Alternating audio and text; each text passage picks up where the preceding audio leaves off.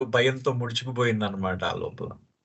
అయితే ఆ పిల్లులు ఒక పిల్లు ఒక చేపని, ఇంకో పిల్లు ఇంకో చేపని 2 చేపలని తీసుకెళ్ళిపోయి శుభ్రంగా షిరీన్‌మయి గారికి ఒక్క ముక్క కూడా మిగల్చకుండా హాయిగా నాకేసి మరీ తినేసాయన్నమాట అవి. అప్పుడు షిరీన్‌మయి అడుగుతుంది. ఎప్పుడు చిన్నప్పటి నుంచి నువ్వు నన్ను ఇలాగే నీకు చిన్నప్పటి నుంచి నీకిదే అలవాటు. నన్ను సంతోషంగా ఉండనియ్యవు అని చెప్పేసి అని అంటుందన్నమాట షిరీన్‌మయి బాబాతో. నన్ను చిన్నప్పటి నుంచి నువ్వు సంతోషంగా ఉండనియ్యవు కదా! అందుకనే నన్ను ఏడిపిస్తున్నావు. చిన్నప్పటి నుంచి ఇదే అలవాటు నీకంటే, అమ్మా నేను నిన్ను నా ఆజ్ఞని అతిక్రమించకుండా నేను నిన్ను కాపాడానమ్మా అని అన్నాడన్నమాట బాబా. అమ్మా నేను నిన్ను నా ఆజ్ఞని అతిక్రమించకుండా కాపాడాను అని అంటున్నారు. నా ఆజ్ఞ అంత దాన్నేమంటారు తేలికగా తీసుకోవద్దు సుమా నా ఆజ్ఞని అని చెప్పేసి బాబా అన్నారు. అనిన తర్వాత మొత్తం ఆ తర్వాత ఇదయిపోయింది. అయిపోయిన తర్వాత నవజ్యోత్ అంటే మెహర్బాన్ ఇరుచి గారి తమ్ముడికి నవజ్యోత్ చేద్దాం అనుకున్నారు. సో, మొత్తానికి ఆ నవజ్యోత్ ఉత్సవాన్ని అక్కడ తయారు చేశారన్నమాట. వాళ్ళు ఆ ఉత్సవాన్ని జరిపించారు. పాపజీ సవాలా జరిపించారు. నవజ్యోత్ ఉత్సవాన్ని జరిపించారు. బాబా జరిపించారు పాపజీ సవాలా కొడుకుకి. ఆ తర్వాత శ్యామ్ కెరావాలకి వాళ్ళిద్దరికీ నవజ్యోత్ ఉత్సవం జరిపించారు. ఆ తర్వాత ఇరుచ్ గారు పాపజీ సవాలా తన యొక్క బాబాకి రాస్తూ ఉన్నారనమాట. తన యొక్క కష్టాలన్నీ పాపం ఏకరవ పెడుతూ రాస్తున్నాడాయన. ప్రతిసారి నాకిక్కడ ఒంటరిగా ఉండడం కష్టంగా ఉందని రాస్తున్నాడు. ఇరుచి గారు అంతే బాబా కూడా ఇరుచి గారి చేత అంతే సహనంతో ఆయన ఏం రాయిస్తున్నారంటే, "నీకు కష్టంగా ఉంది. నాకు తెలుసు నీకు కష్టంగా ఉందని. సో, కాబట్టి నువ్వేంటంటే కంగారు పడకు అని చెప్పేసి రాయమన్నారు బాబా. ఇరుచి గారు కూడా తన తండ్రి గారికి, "నాన్న ఇంకెన్నాళ్ళు మన ఇద్దరం ఇలా ఉంటాము. ఇంకొక్క సంవత్సరంలో నువ్వు మళ్ళీ ఒక్క 6 నెలల్లో నువ్వు మళ్ళీ వచ్చే వేసవి లోపలే నువ్వు మా దగ్గరకొచ్చేస్తారు కదా! ఇంకో 4, 5 నెలల్లో వచ్చేస్తారు కదా! కొంచెం కష్టపడండి కొంచెం" అని చెప్పేసి ఆవిడ ఆయనకి సముదాయిస్తూ ఆయన రాస్తూ ఉంటాడు. ఇరుచి గారు సముదాయిస్తూ రాస్తూ ఉంటాడనమాట ఉత్తరాలు. సో, ఒక ఉత్తరాన్ని చదివాం. ఇది 20వ తారీఖు ఏప్రిల్ 1939 రాసిన ఉత్తరాన్ని చదివాం.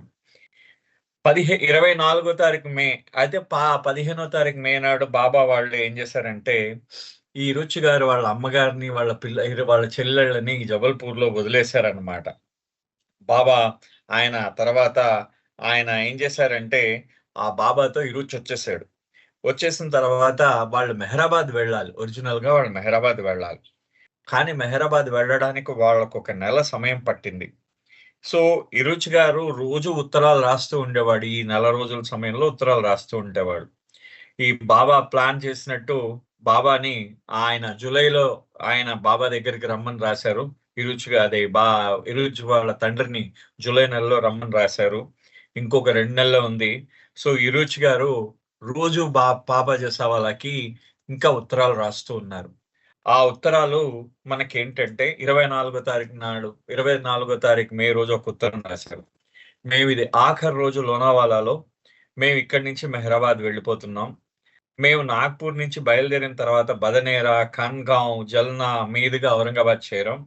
ఇక్కడ కుల్దాబాద్ గెస్ట్ హౌస్‌లో మేమందరం కూడా అక్కడ మీకు ఆల్రెడీ ఒకసారి చెప్పడం జరిగిందనుకుంటాను. పోయినసారి చెప్పినట్టున్నాను గదా! కుల్దాబాద్ గురించి. ఆ!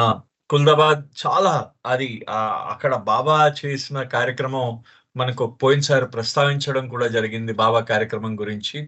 ఈ కుల్దాబాద్ గెస్ట్ హౌస్‌లో ఏంటంటే ఇది అక్కడికి అజంతా ఎల్లోరాలకి మనకి ఔరంగాబాద్‌కి మధ్యలో ఉంటుందండి. కుల్దాబాద్ అనే ప్రాంతం. అజంతా ఎల్లోరాలకి, ఔరంగాబాద్‌కి మధ్యలో ఉంటుంది. వీలైతే రేపు చూపిస్తానండి. ఇవాళ నాకు కొంచెం పని ఒత్తిడి వల్ల కుదరలేదు. రేపు వీలైతే కుల్దాబాద్ గెస్ట్ హౌస్ ఇప్పుడు ఎలా ఉంది? అక్కడ అంటే 2 గెస్ట్ హౌస్‌లు ఉన్నాయి అక్కడ. ఒక గెస్ట్ హౌస్‌లో మనకి రిపెండెన్స్ ప్రేయర్ ఇవ్వడం జరిగింది. ఇంకో గెస్ట్ హౌస్‌లో 1939 అంటే ఇప్పుడు మనకి ఇక్కడ జరిగిన దగ్గర నుంచి అనేక సార్లు, ఒక్కసారి కూడా కాదు. అనేక సార్లు మెహర్ బాబా మొత్తం మండలి స్త్రీ, పురుష మండలి సమేతంగా ఆ గెస్ట్ హౌస్‌లో నివసించడం జరిగింది. ఆ కుల్దాబాద్ గెస్ట్ హౌస్‌లో. ఆ కుల్దాబాద్ గెస్ట్ హౌస్‌లోనే అంటే ఇప్పటికి దానికి కొన్ని అనివార్య కారణాల వల్ల దాని మీద ప్రాపర్టీ రైట్స్ ఏవో ఉన్నాయి, నిజాంకి చెందిందా అని, గవర్నమెంట్కి చెందిందా అని దాన్ని అంతా మొత్తం అంతా సీల్ చేస్తారు. గెస్ట్ హౌస్ కింద భాగంలో సీల్ చేసి పై భాగాన్ని వాడుతున్నారు అనమాట. అది బాబా ఉన్న రూమ్ భాగం పైనే ఉంది, అది మేడ మీద. ఆ రూమ్ లో కూడా చాలా బాగుంటుంది. ఆ కుల్దాబాద్ యాస్టీస్ గా ఉంది, అదేం మార్చలేదు. అది కుల్దాబాద్ గెస్ట్ హౌస్. ఈ కుల్దాబాద్ లో అక్కడ వాళ్ళు ఒక అక్కడ మొత్తం ఆ సౌకర్యాలన్నీ అనుభవిస్తూ అజంతా ఎల్లోరా యొక్క గుహల్ని చూడడం జరిగింది. వాళ్ళందరూ కూడా బాబా చూపించడం జరిగింది. సో వీళ్ళు బాబా దగ్గర నుంచి మొత్తం అందరి ఆయన ఈ విషయాలన్నిటినీ, కుల్దాబాద్ గెస్ట్ హౌస్ గురించి విషయాలన్నిటినీ ఆయన రాస్తూ ఉన్నాడు. ఎవరు? మన ఇరుచి గారు తన తండ్రి గారికి రాస్తూ ఉన్నాడు. రాస్తూ ఉండి ఆయన ఏం చెప్పాడంటే, జూన్ మొదటి వారంలో నేను నాగ్పూర్ వస్తాను. మన ఫర్నిచర్, మరి ఆయనకి ఇంకొంచెం ఫర్నిచరు, చిన్న ఆ అద్దెకి తీసుకున్న ఒక చిన్న కుటీరం అది ఉంది కదా, దాంట్లో ఉన్న ఫర్నిచర్ అంతా అమ్మేస్తాను అని చెప్పేసి రుచి గారు రాశారు. రాసిన తర్వాత మళ్ళీ మర్నాడి రుచి గారు ఇంకో ఉత్తరం రాశారు. ఇది ఉత్తరం యాక్చువల్లీ చూడండి, బాబా, నేను ఆ ఉత్తరాన్ని అందుకని ఇది డిస్ప్లే చేయడానికి నేను ఒక్కసారి ఈ ఉత్తరాన్ని మీకు షేర్ చేస్తున్నాను స్క్రీన్ మీద. ఇగో, ఇది ఈ విధంగా రాశారు ఉత్తరం. ఉత్తరం తర క్లారిటీ ఇంతే ఉంది, చాలా చిన్నగా ఉంది ఉత్తరం. ఇది మెహరాబాద్ నుంచి రాసింది 25వ తారీఖు నాడు. ఇది మే రోజు రాశాడు ఇగో ఇరుచి గారు. అయితే ఇరుచి గారి యొక్క ప్రతి ఉత్తరానికి బాబా చూడండి, ఇక్కడ ఎంఎస్ ఇరానీ అని ఇక్కడ ఉంది. ఇక్కడ మీకు ఈ ఎంఎస్ ఇరానీ అని బాబా సంతకం చేస్తున్నారు దాని కాలంలో. అంటే దాని మార్జిన్ లో, మనకు ఉత్తరానికి మనకి మార్జిన్ ఉంటుంది కదా, ఆ మార్జిన్ లో బాబా సంతకం చేశారు ఎంఎస్ ఇరానీ అని చెప్పేసి సంతకం చేశారు. ఆ ఉత్తరం సారాంశం ఒక్కసారి చదువుదాం. మై డియర్ పాప, ప్రియమైన నా తండ్రి, అంటే నా తండ్రి గారైన పాప జసావాలా గారికి, Baba has received your letter of 21st and has noted the contents. Baba మీ యొక్క 21ని మీరు రాసిన ఉత్తరాన్ని అందుకున్నారు. వాటిలో ఉన్న విషయాలని ఆయన ఆ విషయాల్ని తెలుసుకున్నారు. He has also gone through the cutting concerning the universal ఆశ్రమం. అయితే ఆ రోజుల్లో ఆ యూనివర్సల్ ఆశ్రమం బాబా జబల్పూర్ లో ప్రారంభిద్దాం అనుకున్నారు. దాని గురించి ఇక్కడ చూడండి, ఇక్కడ ఎంత ఇది మేలో జరిగిందండి. ఇది మేలో జరిగింది. ఈ మేలో జరిగిన యూనివర్సల్ ఆశ్రమం జబల్పూర్ లో బాబా స్థాపిద్దాం అనుకున్నారు. జబల్పూర్ లో అలాంటి 12 ప్రదేశాల్లో బాబా యూనివర్సల్ స్పిరిచువల్ సెంటర్స్ పెడదాం అనుకున్నారు. అటువంటి వాటిలో మన హైదరాబాద్ కూడా ఒకటి అన్నమాట. బాబా ఇప్పుడు మన గండిపేట ఉంది చూసారా, ఆ గండిపేట దగ్గరికి వెళ్ళి వచ్చారు కూడా. బాబా గండిపేట దగ్గరికి వెళ్ళి ఆ గండిపేట దగ్గర ఆశ్రమానికి కావాల్సినవన్నీ ఆయన తెలుసుకుని వచ్చారనమాట. అక్కడంతా చూసి వచ్చారు. తర్వాతి కాలంలో మళ్ళీ బాబా స్టాప్ చేస్తారు. మరి ఎందుకు స్టాప్ చేశారో ఆ పరమాత్ముడైన ఆయనకే తెలియాలి. సో ఇక్కడ ఏం చేశారంటే, ఆ యూనివర్సల్ ఆశ్రమం గురించి ఒక చిన్న పేపర్ లో పడిన దాన్ని ఆయన పంపించాడు. I will start for Nagpur on the 31st such that I reach there on the 1st of June. I have noted that you have packed all the things which are of no use to you. About the glassware, I will pack them myself when I come to Nagpur. ఆయన అంటున్నారు, నేను నాగ్పూర్ 31వ తారీఖు, మే 31వ తారీఖు ఇప్పుడు వస్తాను. వచ్చిన తర్వాత నేను 31ని బయలుదేరి 1వ తారీఖు నాడు నాగ్పూర్ చేరుతాను. చేరిన తర్వాత నాకు ఆల్రెడీ మీరు అన్ని ప్యాక్ చేసి ఉంచారు, మీరు అన్నిటిని కట్టేసి ఉంచారు, మీరు సామాన్లు, మీకు అక్కర్లేని సామాన్ అంతా కట్టేసి ఉంచారు. అదే విధంగా గ్లాసులో, అంటే గాజు వస్తువులన్నిటిని కూడా నేను స్వయంగా వచ్చి ఆ నాగ్పూర్ వచ్చిన తర్వాత నేను మీకు ప్యాక్ చేస్తాను అన్నారు. అంటూ all the articles must be sent to Jabalpur so that Jal can take their delivery safely.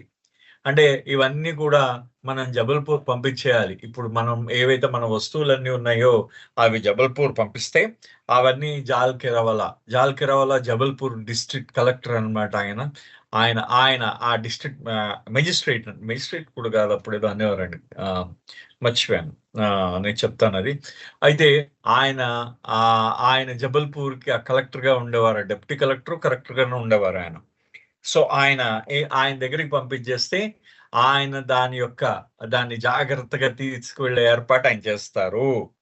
It is only today that we came back from Lonavala, our last halting place.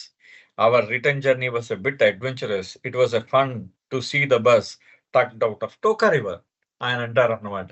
ఇది మేము ఇది మా ఆఖరి రోజు లోనావాలాలో. ఇక్కడి నుంచి మేమేం చేస్తున్నామంటే మేము మళ్ళీ వెనక్కెళ్ళిపోతున్నాం. ఆ వెనక్కెళ్ళిపోతున్నప్పుడు మా బస్సు ఆ టోకా నది మించి ఈ విధంగా ఇదిగో ఈ విధంగా బస్సుని ఇలాగా మనం తెప్ప మీద తెప్ప అంటాం మనం దాన్ని. ఈ ఫెర్రీస్ అంటాం. ఆ తెప్ప మీద పెట్టి పెద్దది అన్నమాట. పెద్ద 2 పడవలు, 3 పడవలని కలిపేసి ఒక తెప్పలా తయారు చేసి దాని మీద ఆ బస్సుని ఎక్కించి ఆ బస్సును దాటిస్తున్నారన్నమాట. చూడండి అదంతా కూడా. ఇది మనకి బస్సు ఈ విధంగా దాటుతున్నది. బస్సు ఈ విధంగా దాటుతున్నదన్నమాట. సో ఇది టోకా నది మీద ఆ బస్సు దాటుతున్నదట. Whole of Meherabad mandali send their salaams to you. మండలి వాళ్ళంతా మీకు నమస్కారం తెలియజేశారు, సలాం అని తెలియజేశారు. With Baba's love and blessings your loving son Eruch. అంటే బాబా యొక్క ఆశీర్వాదంతో నీ ప్రియపుత్రుడు ఇరచ్ అని రాశారు. కింద పిఎస్ అంటే చిన్న ప్లీజ్ అంటే పర్సనల్ నోట్ అన్నమాట అదంతా. Just now a letter from Jal is received. He writes that a private tutor is engaged for the boys and that their arrangements for schooling have been made. Jal Kerawala మరి వీళ్ళ తల్లి, ఆ చెల్లెళ్ళు, తమ్ముడు అక్కడే ఉన్నారు కదా ఇరుచి గారు వాళ్ళది.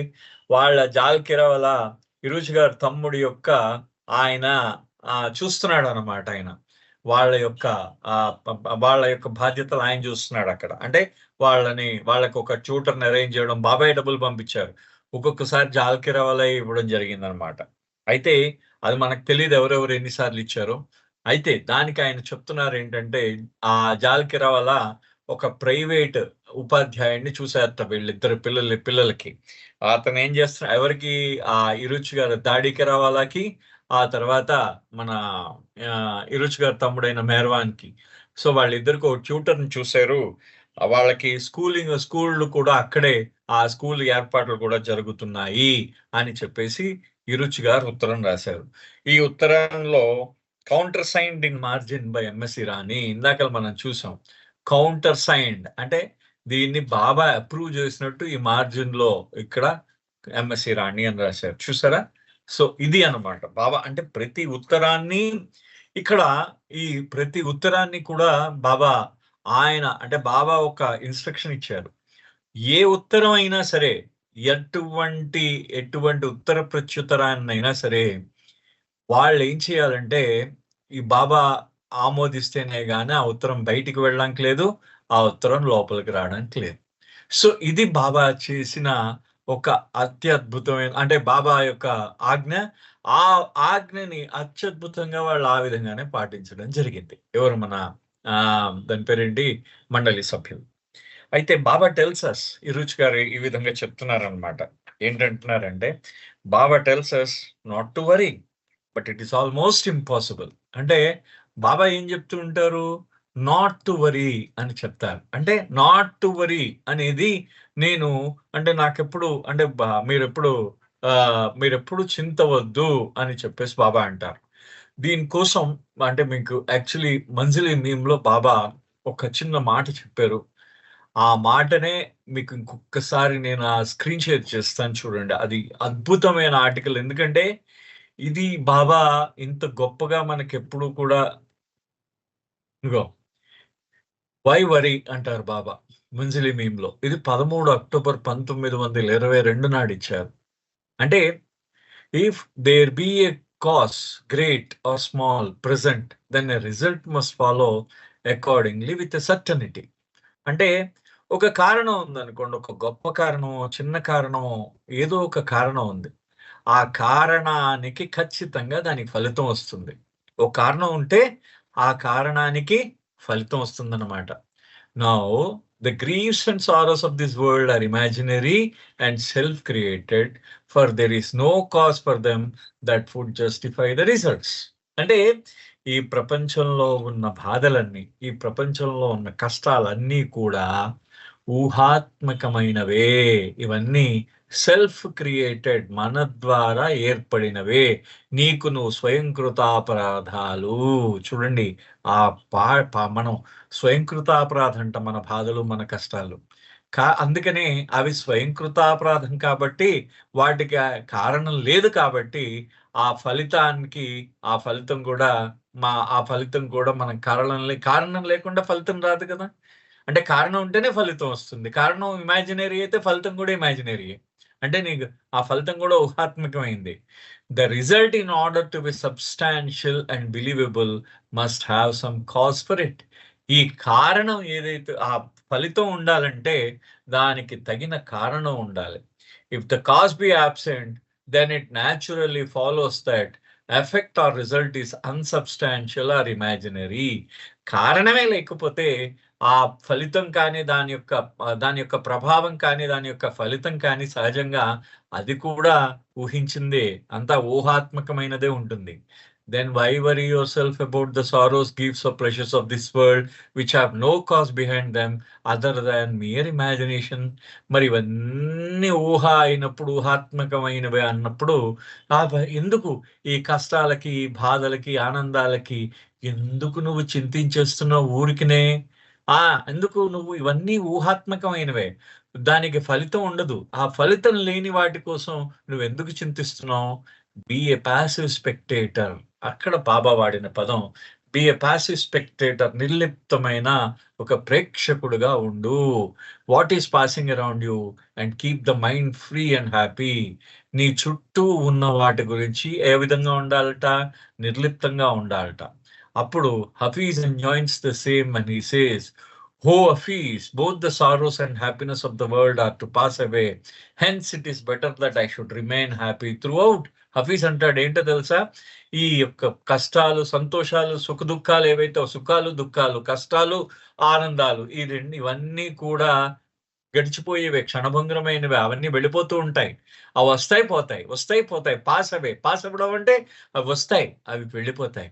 కానీ మనం ఏం చేయాలంటే మనం ఎప్పుడూ కూడా సంతోషంగా ఉండాలి అనే విషయాన్ని బాబా మనకి చెప్పడం జరిగింది. చూడండి, అంటే ఎందుకు ఇది చెప్పడం జరిగిందంటే, ఈ విషయం ఎందుకు చూపించడం జరిగిందంటే, ఇది 1922లో బాబా మనకి చెప్పారు. 1922లో బాబా చెప్పడం జరిగింది. ఒక్క నిమిషం అండి, 1 minute.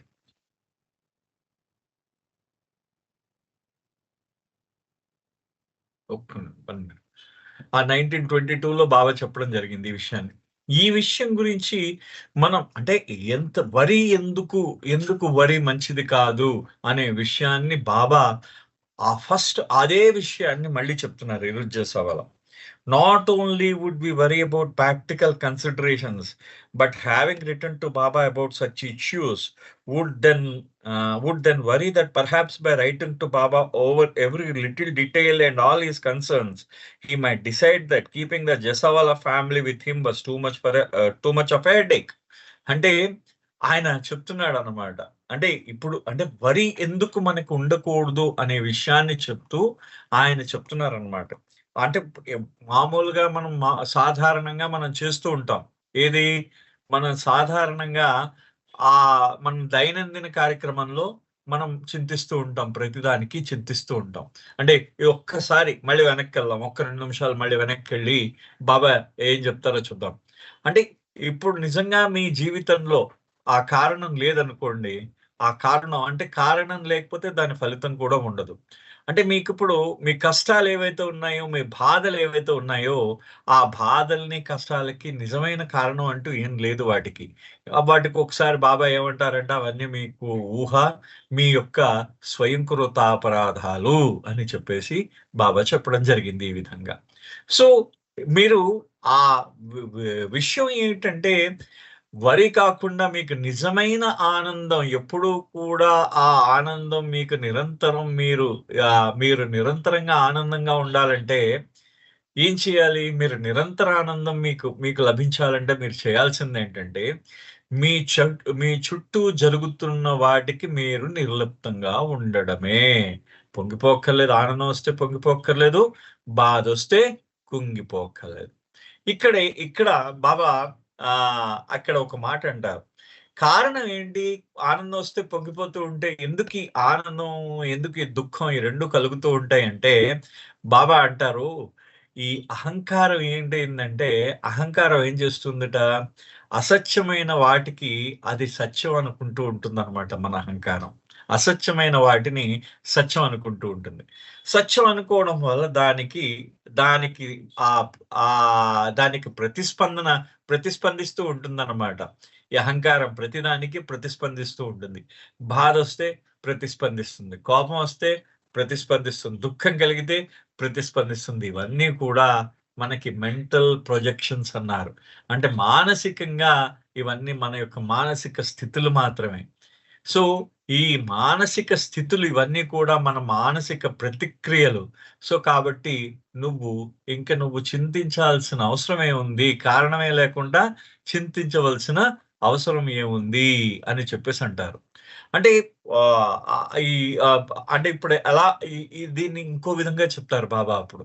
అంటే ఇప్పుడు ఆహ్, ఈ ఈ బాధలు, ఈ బాధలు, ఈ సుఖాలు, ఈ దుఃఖాలు, ఈ బాధలు, ఈ ఆనందాలు ఇవన్నీ ఏమంటూ ఉంటారంటే, ఇవన్నీ కూడా ఈ అహంకారం తన యొక్క కలలాగా దాన్ని అనుభవిస్తూ ఉంటుందట. సో, ఈ అహంకారం ఏం చేస్తుందంటే, ఆ అహంకారం అనుభవిస్తున్నది. మీరు అనుభవించట్లేదు. అహంకారం బాధపడుతూ ఉంటుంది. మీలో ఉన్న అహంకారం. మీలో ఉన్న అహంకారం ఏమవుతూ ఉంటుందంటే, అది ఆనందిస్తూ ఉంటుంది. ఎందుకంటే, పక్కవాడి మీద నేను గెలిచాను. వాడికన్నా గొప్పవాడిని అనే అహంకారం చిన్నదుంటుంది. అంటే, మనకి ఆనందాలు కూడా మనకి బాబా మనం ఆనందాన్ని, సుఖాన్ని అన్నిటిని కూడా వదిలేయమన్నారు వాటన్నిటిని. సో, ప్రతి ఒక్కటి గడిచిపోయేదే. సో, మనం గడిచిపోనిదేమిటంటూ ఉంటుంది. శాశ్వతమైన దాన్ని పట్టుకోమని ఇక్కడ అర్థం అన్నమాట. ఈ శాశ్వతమైన దాన్ని పట్టుకోమనంటే, అది శాశ్వతం అంటే భగవంతుడు ఒక్కటే శాశ్వతం. ఇది ఈ ఈ విషయం చెప్తూ, ఈ వరి గురించి చెప్తూ బాబా ఒక చిన్న కథ చెప్తారు.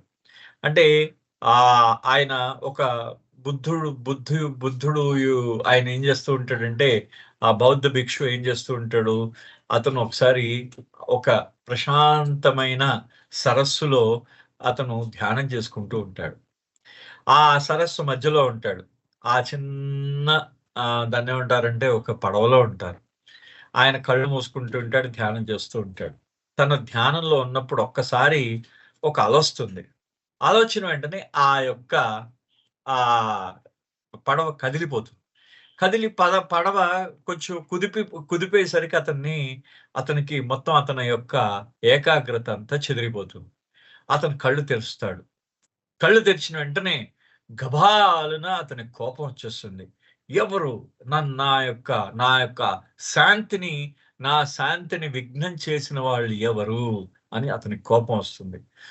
అతను గట్టిగా అరుద్దాం అని చూస్తాడు. ఎవడు నన్ను డిస్టర్బ్ చేసింది అని చెప్పేసి గట్టిగా అరుద్దాం అని అనుకుంటాడు.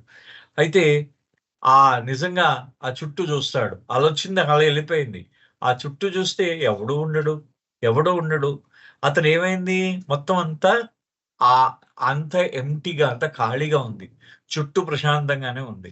అంటే ఇక్కడ అతనప్పుడు అనుకుంటాడట, సడెన్‌గా ఒక రియలైజేషన్ ఒస్తుంది. నా కోపం అంతా కూడా నా ఊహాత్మకమైందే. ఇక్కడ ఏ వ్యక్తి లేదు. నన్ను అవమానించలేదు. ఎవడు కూడా నన్ను బాధ పెట్టలేడు. కానీ నేనెందుకు కోపం వచ్చింది నాకు? నేను నా అహంకారము డిస్టర్బ్ అయింది కాబట్టి, నా అహంకారానికి భంగం కలిగింది కాబట్టి, నేనేం చేస్తున్నానంటే, అహంకారం భంగం వల్ల నాకు కోపం వచ్చింది ఆయన అన్నాట. సో, ఆయన అప్పటినుంచి అనుకున్నట్టు ఆ బౌద్ధ భిక్షువు ఏమనంటే, ఎప్పుడైతే అతను కోపంగా ఉన్నాడో, అతను ఆ ఖాళీ బోట్‌ను ఊహించుకున్నాడట. ఖాళీ బోట్‌లో ఎవడు లేడు. అతనొక్కడే ఉన్నాడు. ఆ కోపం గూడా అతనికి ఆ కోపం గూడా అతనిలో పుట్టింది. ఆ కోపం అంతా ఖాళీదే అన్నమాట. ఇమాజినేషన్ అని చెప్పేసన్నాడు. సో, ఇది బాబా మనకి చెప్పిన విషయం అన్నమాట. సో, ఇప్పుడు ఇక్కడ బాబా ఎంఫసైజ్ చేసింది ఈ విషయాన్ని మనం గుర్తుపెట్టుకోవాల్సిన విషయం ఏంటంటే, మనము ఒక సాక్షీభూతం అవ్వాలి. దేనికి? ప్రతిదానికి సాక్షి అవ్వాలంతే. నీ చుట్టూ జరుగుతున్న దానికి నువ్వు సాక్షివి కాగలగాలి. అంతే తప్పించి నువ్వు దాంట్లో ప్రతిదానికి ప్రతిస్పందించవలసిన అవసరం లేదు అని చెప్తారు. నీ చుట్టూ జరిగే దానికి నువ్వు సాక్ష్యం అవ్వాలట మనం. అంతేగాని మనం దాంట్లో పాల్గొనవలసిన అవసరం లేదు అని చెప్పేసి బాబా అంటూ ఉంటారనమాట. చూడండి అంటే ఎంత ఆహ్, ఆహ్, ఎంత ఎంత పర్ఫెక్ట్‌గా చెప్తారో.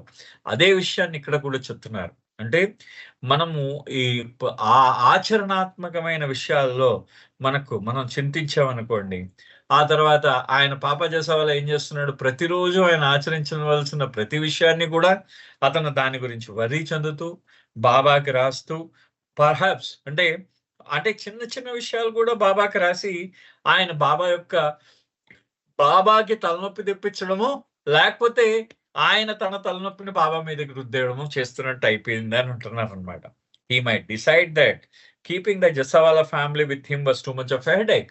బాబా అనుకోవచ్చు, అరే బాబోయ్! ఈ జసావాలా ఫ్యామిలీని తీసుకొచ్చి నా నెత్తి మీద పెట్టుకున్నాను, ఈ రుచి వాళ్ళ కుటుంబాన్ని, ఇది నాకు తలనొప్పిగా మారిందని అనుకోవచ్చుట. To Papa's way of thinking, the only answer for him to write again to Baba, imploring him to forgive his incessant worrying and not to send the family away on his account. చూడండి మళ్ళీ ఎంత మంచివాడో చూడండి బాబా జేసవాలా. బాబా జేసవాలా ఏం చేస్తున్నాడు, పొద్దున్న లేచిన దగ్గర నుంచి అతని యొక్క ఆలోచనలన్నీ ఆ పరమాత్ముడికి, ఆ అవతార్ మెహర్ బాబా గారికి ఆయన ఉత్తరం రాస్తున్నాడు. రాసి ఆయన చింతలన్నీ బాబా నెత్తి మీద పెట్టాడు. పెట్టిన తర్వాత మర్నాడు మళ్ళీ ఇంక ఉత్తరం రాస్తున్నాడు. ఏమని? బాబా, ఈ అనవసరమైన చింతంతా నీ నెత్తి మీద పెట్టి నీ తలనొప్పికి కారణం అవుతున్నానే. నేను నీ తలనొప్పికి కారణం అవుతున్నందున నా కుటుంబాన్ని మాత్రం నీ నుంచి దూరం చెయ్యకు సుమా అని మర్నాడు మళ్ళీ ఉత్తరం రాశాడట. అది చూడండి ఎంత చక్కగా ఉందో ఆ విషయం. అంటే ఇవాళ బాబా మీద ఆయన బరువంతా తీసుకెళ్ళి బాబా మీద పెడుతున్నాడు. మర్నాడు ఏం చేస్తున్నాడు, బాబా క్షమించు, నా వల్ల నా కుటుంబాన్ని నీ సన్నిధానం నుంచి దూరం చెయ్యకు అని చెప్పేసి ఆయన అంటున్నాడు అనమాట. సో ఎంత అంటే అది ఆ భక్తి యొక్క ఆ భక్తికి పరాకాష్ట అనమాట వీళ్ళందరూ కూడా. అంటే ఎవరు అంటే అతను మనం ముందు నుంచి చదువుకున్నాం. ఏ తండ్రి అడుగుతాడు చెప్పండి, నాయనా బాబు అంత గొప్ప ఆస్తిపరులు ఏ తండ్రి అడుగుతాడు? ఏమన్నాడు ఆయన నిరుచితో, నానా మీరందరూ మెహర్ బాబా దగ్గరికి వెళ్ళడంలో మీరు సంతోషపడినప్పుడు నేను మీ సంతోషానికి నేనెందుకు అడ్డు చెప్తాను, అలాగే కానివ్వండి, మీకు ఎలా ఇష్టం ఉంటే అలాగే కానివ్వండి అన్నాడు ఆయన. అంటే తన పిల్లల యొక్క ఆనందం ఎక్కడుందో, నిజమైన ఆనందం ఎక్కడుందో తెలుసుకున్న తండ్రి అతను ఏం చేశాడంటే వాళ్ళ యొక్క భావాల్ని గౌరవించాడు ఆయన. అదే విధంగా ఆ పరమాత్ముడు చెంత వాళ్ళకి ఆ ఆ పరమ సంతోషం కలుగుతుందని, ఆ పరమాత్ముడి యొక్క సన్నిధానంలో సంతోషం కలుగుతుందని ఆయన ఆయన తెలుసుకున్నాడు. అది వీళ్ళందరినీ అక్కడికి వెళ్ళడానికి ఆయన పడ్డాడనమాట. అందుకనే బాబా అంటారు, ఇట్స్ గ్రేట్ సోల్ అని చెప్తారనమాట బాబా. మనకి ఇంతకు ముందు కూడా చాలా సార్లు బాబా విరుచి గారితో చెప్పడం జరిగింది. చాలా గ్రేట్ సోల్ అని అతను.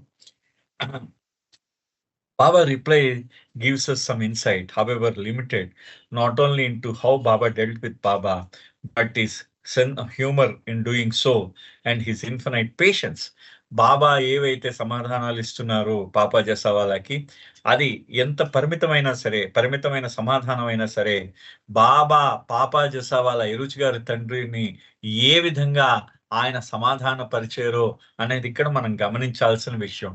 ఎంత హాస్యంగా ఆయన పాపా జసావాలాని కన్విన్స్ చేశారో, అంత అనంతమైన ఓర్పుతో పాపా జసావాలా ఆయన యొక్క ప్రతి చింతని ఆయన భరించాడో మనం ఇక్కడ చూడవచ్చు అంటారు గురుజీ గారు. For the ties that bound the Jessawala family to the avatar of the age could not and would not be broken by mere superficial personality traits. అంటే ఆ జసావాలా కుటుంబం ఆ యొక్క మెహర్ బాబా యుగావతారుడితో ఏర్పరచుకున్న అనుబంధము ఏదో ఈ బాహ్యమైన ఆ వ్యక్తిత్వం యొక్క గుణములతో ఆ బంధనాలు తెగిపోవన్నమాట. అంటే వాళ్ళు బాబాని ఎంత విసిగించినా బాబా అనంతమైన ఓర్పుతో వాటిని భరించాడు ఆయన. బాబా భరించేట వాళ్ళంది ఆ అనంతమైన ఓర్పుతో బాబా భరించారట వాళ్ళందరినీ, ఆ కుటుంబంలో వాళ్ళందరినీ. Iruch destiny was to be by the side of Avatar, and in order for that to unfold as he wished, Baba had called Iruch's entire family to leave everything and be with him. Eruch యొక్క ఆయన యొక్క విధి ఏ విధంగా ఉందంటే అవతారుడి యొక్క సన్నిధే ఆయన విధి అన్నమాట. ఇరుచ్ గారి లక్ష్యం, అంతిమ లక్ష్యం. ఆయన ఆ దైవీ విధి ఏం నిర్ణయించిందంటే ఇరుచ్ గారిని అవతారుడి యొక్క సన్నిధిలో ఉండమని నిర్ణయించింది. ఇరుచ్ గారు అవతారుడి సన్నిధిలో ఉండడానికి ఆయన కుటుంబాన్ని మొత్తం తన దగ్గరికి రప్పించుకున్నట్టు అవతారుడు. ఆ కుటుంబాన్ని మొత్తం తన దగ్గరికి రప్పించుకున్నాడు ఆ అవతారుడు. For each member of the family not only had their own unique and close connection with Baba, but particular roles to play that would facilitate his work. సభ్యులు కూడా ఆ బాబా ఏం చేశారు, ఆయన ఆయన ఒక వాళ్ళకొక ఇది ఇచ్చారన్నమాట, పాత్రనిచ్చారు. ఆ పాత్రని ఇచ్చి వాళ్ళు ప్రతి ఒక్కళ్ళు కూడా తమ పాత్రని అత్యంత అంటే ఖచ్చితంగా పోషించారు. వాళ్ళందరూ కూడా బాబా ఇచ్చిన పాత్రను ఆ విధంగా పోషించి ఆ అవతారుడి సన్నిధిని చేరడానికి మార్గం సుగమం చేసుకున్నారు. వాళ్ళందరూ కూడా ఆ మార్గాన్ని సుగమం చేసుకున్నారు అని చెప్తున్నారు అన్నమాట. అంటూ although Papa continued to be stubbornly traditional in many ways, adhering to his Zoroastrian rites and rituals, it was his own growing love for Meher Baba and his love for his wife and children who wanted to live at the Godman's feet that prompted his worry that Baba might send them away. చూసారా, ఆయన ఏం చేశాడు, ఆయన ఆ పాపా చేసావాల ఎంత ఛాందసుడైనా, అతను Zoroastrian మత ఆచారాలు వ్యవహారాలు పాటించే ఎంత ఛాందసుడైనా సరే, కానీ ఆయన రోజు రోజుకి దినదినాభివృద్ధి అవుతున్నది. మెహర్ బాబాయ్ ఆయనకున్న ప్రేమ రోజు రోజుకి పెరుగుతున్నది అనమాట. అదే విధంగా తన భార్య, తన పిల్లలు మెహర్ బాబాపై పెంచుకున్న ప్రేమని వాళ్ళు మెహర్ బాబా సన్నిధానంలో ఆయన పాదముల దగ్గర నివసిస్తూ ఉన్నారు కాబట్టి వాళ్ళు ఎక్కడ బాబా వాళ్ళని పంపించేస్తారు అనే భయం కూడా ఉంది. తన యొక్క అనవసరమైన ఆ చింతల వల్ల బాబా వాళ్ళని పంపించేస్తారేమో అన్న భయం కూడా ఉంది. దాన్ని కూడా క్షమించమని ఆయన అడుగుతున్నాడు అన్నమాట. అంటే అంత గొప్ప లోతైన బాబా మీద ప్రేమ భావం కలవాడు అని చెప్పేసి ఇక్కడ ఈ రచయిత్రి చెప్తున్నది మనకి. సో మెహరాబాద్ 26/1939 మెహరాబాద్ నుంచి బాబాకి బాబా ఉత్తరం రాశారు. ఎవరికంటే బాబా జేసా వాళ్ళకు ఉత్తరం రాశారు. డియర్ భైరం షా అంటే డియర్ బైరం షా అని రాశారు అనమాట. బైరం షా జేసా వాళ్ళ కదా ఆయన పేరు, Byram Shah. I received your letter and Eruch letter. Eruch గారు 1వ తారీఖున వస్తానని చెప్పాడు కదా. 31వ తారీఖు మే నాడు బయలుదేరి 1వ తారీఖు నాడు నాగ్పూర్ వస్తా అన్నాడు. సో నాగ్పూర్ వెళ్ళిపోయాడు. 2వ తారీఖు నాడు బాబా ఉత్తరం రాశారు. నేను ఇరుచ్ గారు ఉత్తరాన్ని నీ ఉత్తరాన్ని నేను స్వీకరించాను, అంటే వచ్చే నా దగ్గరికి నేను రిసీవ్ చేసుకున్నాను, అందినవి. I'm enclosing a copy of my reply to Eruch. నేను ఇరుచ్ కూడా దీంట్లోనే సమాధానం రాస్తున్నాను. You, like my mother, are always in the habit of worrying when there is nothing to worry about. నువ్వు మా అమ్మగారిలాగే రోజు నీకు వరి ఎక్కువైపోయింది. బైరం షా గురించి బాబా చెప్తున్నారనమాట.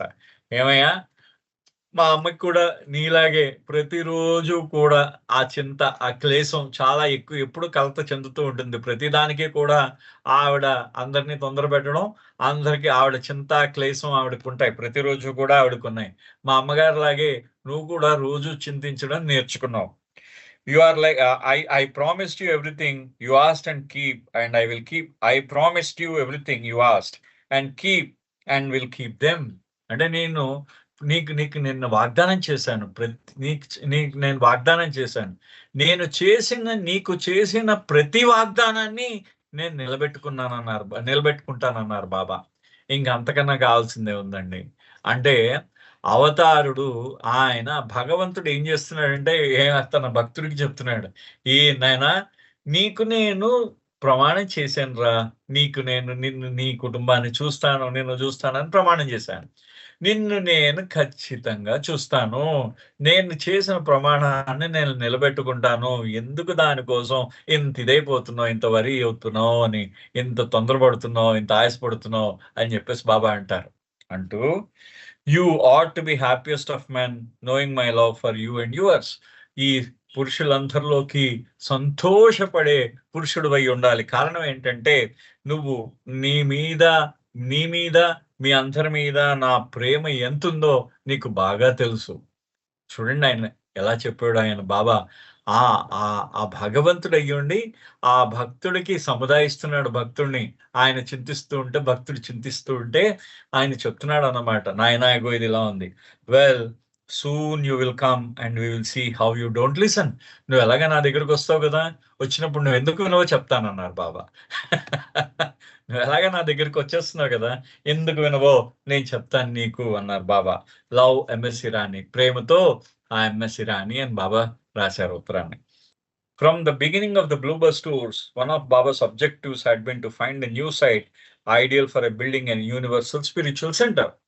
Bluebus tour మొదలైన దగ్గర నుంచి బాబా యొక్క ఆయన ఆయన ఉద్దేశం ఏంటంటే, బాబా ఉద్దేశం ఏంటంటే ఒక మంచి స్థలం కానీ, ఒక మంచి భవనం కానీ, ఒక ఆ విశ్వ ఆధ్యాత్మిక కేంద్రానికి విశ్వ ఆధ్యాత్మిక కేంద్రాన్ని స్థాపించడానికి ఒక స్థలం కానీ భవనం కానీ బాబా చూస్తున్నారన్నమాట.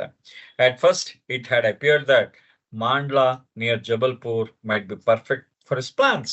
మొదటగా ఆ మాండ్లా, మా జబల్పూర్ దగ్గర ఉన్న మాండ్లా, అది ఆయన యొక్క ప్రణాళిక ఏదైతే విశ్వ ఆధ్యాత్మిక కేంద్ర స్థాపనకి అది చాలా అనువైన ప్రదేశంగా బాబా ఎంచుకున్నారు. చూడండి, మీరు ఎప్పుడైనా జబల్పూర్ మ్యాప్ లో కొట్టి చూడండి.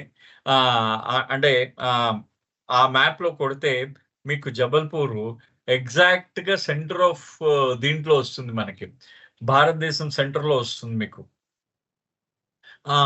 అయితే ఒక్క నిమిషం అండి, 1 minute.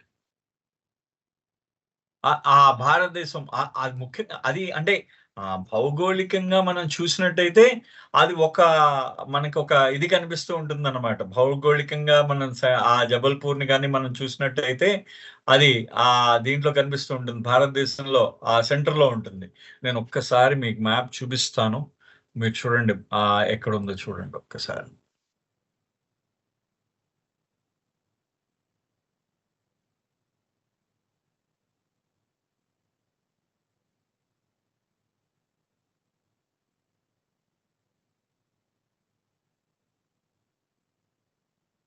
ఇగో ఇప్పుడు చూసారా, ఎక్కడ రెడ్ కలర్ పాయింట్ చూసారా, ఆ సెంటర్ లో ఇక్కడ స్థాపిద్దాం అనుకున్నారు బాబా.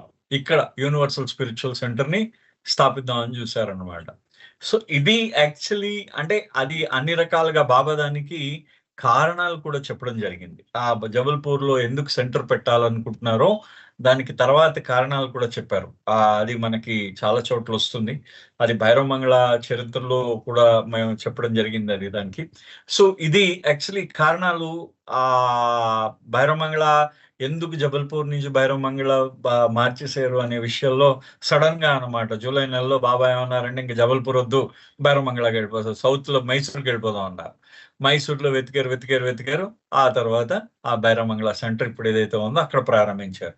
ఆ భైరవమంగళ సెంటర్ ప్రారంభించారు. అక్కడ ఆ భైరవమంగళ సెంటర్ లో ఏం చేశారు, అది ప్రారంభం రోజు ప్రపంచ యుద్ధం ప్రారంభమైంది. ఆ సెంటర్ ని మళ్ళీ మధ్యలో మానేశారు, అది వదిలే అన్నారు, మొత్తం అది కూడా అమ్మేశారు. ఈ జబల్పూర్ లో కూడా దీంట్లో కొంత భాగం, న్యూ లైఫ్ లో కొంత భాగం అమ్మేశారు. అదంతా ఇప్పుడు మనం చదువుకుందాం అదంతా కూడా. సో అంటే దానికి ఒక భౌగోళికంగా అది సెంటర్ లో ఉంది, అంటే సెంటర్ లో ఉంది జబల్పూర్. అదే విధంగా అంటే భారతదేశానికి సెంటర్ లో ఉంది, అదే విశ్వానికి కూడా అది సెంటర్ పాయింట్ అవుతుందని అంటే మనకి రాథోర్ గారు అని ఒక ప్రొఫెసర్ గారు ఉన్నారు, ఆయన చెప్పడం జరిగిందనమాట. సో అయితే దానికి బాబాకి కొన్ని ప్రణాళిక ఉందన్నమాట. అయితే ఈ ప్రణాళికలో జబల్పూర్ ని విశ్వ ఆధ్యాత్మిక కేంద్ర స్థాపనకి ఏ విధంగా అక్కడ అక్కడ ఏర్పాటు చేద్దాం అనుకున్నారు బాబా. అయితే దీనికోసం land has been given to Baba for the proposed ashram there, and Jal Kerawala, who lived in the area, would be of invaluable assistance, especially because of his position as a magistrate in the government. అదే district collector అనమాట ఆయన. అంటే అది ఏమన్నారంటే మాండ్లా, జబల్పూర్ లో మాండ్లా అనే ప్రదేశంలో బాబాకి కొంత దాని ఏమంటారు భూమి బాబాకి ఆయనకి భూమి ఇవ్వడం జరిగింది ఒక వ్యక్తి. ఆ భూమి అదేమవుతుందంటే అటువంటి ప్రదేశంలో ఆ విశ్వ ఆధ్యాత్మిక కేంద్ర స్థాపన ముఖ్యంగా ఎందుకంటే అక్కడ జాల్ కెరవాలా పనిచేస్తున్నారు. ఒక డిస్ట్రిక్ట్ కలెక్టర్‌గా పనిచేస్తున్నారు. ఆయన పనిచేయడం వల్ల ఆయనకి జబల్పూర్‌లో పనిచేయడం వల్ల ఆయనకి ఎంతో ఉపయోగపడుతుందని, అంటే ఆ జబల్పూర్‌లో పనిచేయడం, జాల్ కెరావాలా పనిచేయడం బాబా యొక్క విశ్వ ఆధ్యాత్మిక కేంద్ర సంస్థ అక్కడ స్థాపించడానికి ఉపయోగపడతాడని ఆయన. అదే విధంగా ఆయన అక్కడ కట్టవచ్చు. ఆ మిగతా ఆ భూమిని కూడా ఆయనకు దానం చేయడం వల్ల బాబాకి దానం అనకూడదు, అది బహుమతిగా ఇవ్వడం జరిగిందాయన. ఆ బహుమతిగా ఆ బాబాకి ఇవ్వడం జరిగిందాయన. ఆ బహుమతిగా పొందిన కొంత ల్యాండ్‌తో పాటు బాబా కొంత ల్యాండ్ కొన్నారు. దాన్ని గూడా మనం చదువుదాం ఇవాళ. ఆ ల్యాండ్ కొన్నప్పుడు ఇది ఏంటయిందంటే, అక్కడ మీకు విశ్వ ఆధ్యాత్మిక కేంద్రం పెడదామని అనుకున్నారు బాబా. అయితే ఈ లోపల ఏమిటంది, just as the plans seemed to be falling into place, Jal was transferred. ఆ సమయంలో జాల్ కెరావాలా అక్కడి నుంచి బదిలీ చేయబడ్డాడు జబల్పూర్ నుంచి. And Baba decided to go to Mysore in the south of India to look for a suitable property there. అంటే ఇంకేం చేశారు బాబా, అక్కడి నుంచి మైసూర్ మార్చేశారు. తన మకాంని మైసూర్‌కి మార్చేశారన్నమాట. అయితే there is an interesting story behind Baba being given this land in Mandla. అయితే ఒక చాలా ఆసక్తికరమైన ఒక కథ ఉందిట ఈ మాండ్లాలో. మాండ్లాలో మనకి ఒక్కసారి మనం రేపు చదువుదాం ఇది. ఎందుకంటే ఆల్రెడీ 7:53 అయిపోయింది. అయితే ఈ మాండ్లాలో జరిగిన విశేషాలు ఏవైతే ఉన్నాయో, మనం మాండ్లాలో విశేషాలను మనం చూస్తే బాబాకి 35 ఎకరాలు ఇవ్వడం జరిగింది. 35 ఎకరాలు మాండ్లాలో. ఆ 35 ఎకరాలకి ఇంకొక 65 ఎకరాలు బాబా ఆయన కొనడం జరిగిందనమాట. 65 ఎకరాలు. ఆ కొనడం జరిగిన తర్వాత ఆ ప్రాపర్టీకి జాల్ కిరావాలకి ట్రస్టీగా ఏర్పాటు చేయడం, అక్కడ ట్రస్ట్‌ని ఏర్పాటు చేయడం జరిగింది బాబా. అయితే దానికి ఏం చేశారంటే బాబా ఉన్న సమయంలోనే ఎగ్జాక్ట్‌గా మనకి మెహరాబాద్‌లో ఉన్న సమాధి ఏదైతే ఉందో, ఆ సమాధి తాలూకు నమూనాని అక్కడ రిప్లికా అంటారు. రిప్లికా అంటే సేమ్ దానికి ఎలా ఉందో దాని యొక్క ప్రతిరూపం అన్నమాట. దాని నకలు. ఏది మెహరాబాద్ సమాధి యొక్క నకలు మన మెహరాబాద్ సమాధి ఏ విధంగా ఉంటుందో సేమ్ డైమెన్షన్స్‌తో అక్కడ కట్టాడు. బాబా కట్టించారన్నమాట అది. అది ఇప్పటికి ఉంది. ఆ ల్యాండ్ చాలా మంది ఆక్యుపై చేసుకున్నారు. అది చాలా గొడవలయింది తర్వాత. ఇప్పటికి కొంత భాగం ట్రస్ట్‌కొస్తున్నది. అది ఇంకా కన్ఫర్మ్ కావట్లేదు. అది ట్రస్ట్‌కి ఎప్పుడొస్తుందో వాళ్ళు చెప్తారది. అంటే ఆల్రెడీ వచ్చింది. కొంత భాగం అది పర్మనెంట్‌గా ఎంతవరకు అవుతుందో అది వాళ్ళ ట్రస్ట్ వాళ్ళు తెలియజేస్తారు మనకి. అయితే ఈ ల్యాండ్‌లో బాబా ఆధ్యాత్మిక కేంద్రాన్ని ఏర్పాటు చేద్దాం అనుకున్నారు. అది అన్నమాట అక్కడ. ఆ జబల్పూర్ తాలూకు ప్రాముఖ్యత అదే అన్నమాట. సో, ఇది ప్రస్తుతం ఇవాల్టికి ఇక్కడితో ఆపుదాం. తిరిగి మళ్ళీ ఆహ్, రేపు ప్రారంభిద్దాం. అంతవరకు అవతార్ మెహర్ బాబాకి జై. జై బాబా అండి.